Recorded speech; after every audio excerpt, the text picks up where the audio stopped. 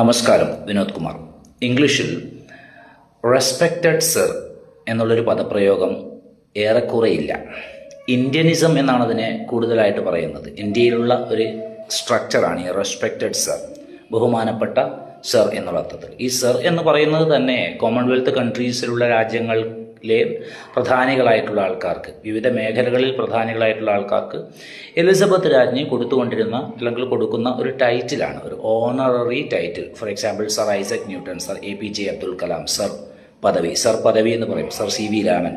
ആ സറിൻ്റെ ഉള്ളിൽ തന്നെ റെസ്പെക്റ്റ് ഇൻഹറൻ്റായിട്ട് അടങ്ങിയിട്ടുണ്ട്, ഓർ അതിൽ ആവോളം റെസ്പെക്റ്റ് ഉണ്ട്. അതുകൊണ്ട് വീണ്ടും റെസ്പെക്റ്റഡ് സർ എന്ന് പറയുന്നത് ഒരു റിഡൻഡൻസിയാണ്, വീണ്ടും ഒരു അമിത ഉപയോഗം എന്നൊക്കെ പറയാം നമുക്ക്. അതുകൊണ്ട് റെസ്പെക്റ്റഡ് സർ എന്നുള്ളതിന് പകരം ഡിയർ സർ, ഡിയർ മാഡം എന്ന് ഉപയോഗിക്കുന്നതാണ് ശരി. നമ്മളൊരു പക്ഷേ ഡിയർ എന്നുള്ളത് പ്രിയപ്പെട്ടവനെ, പ്രിയപ്പെട്ടവളെ എന്നൊക്കെ വിചാരിക്കാമെങ്കിൽ കൂടി അങ്ങനെയല്ല. ഇംഗ്ലീഷ് കൾച്ചറിൽ റെസ്പെക്റ്റഡ് സർ എന്നല്ല ലെറ്ററിൽ ഉപയോഗിക്കുക, അല്ലെങ്കിൽ ഒരു വേദിയിൽ ഒരാളെ അഡ്രസ്സ് ചെയ്യാൻ ഉപയോഗിക്കുക. Dear sir, dear John, dear Mathew, dear Sara, dear madam, dear plus the name or dear plus the resignation, dear speaker, dear minister, dear front.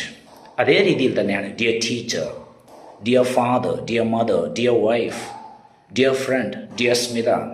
എങ്ങനെ വേണമെങ്കിൽ നിങ്ങൾക്ക് ഉപയോഗിക്കാം. So dear is the right word, not respected. Thank U.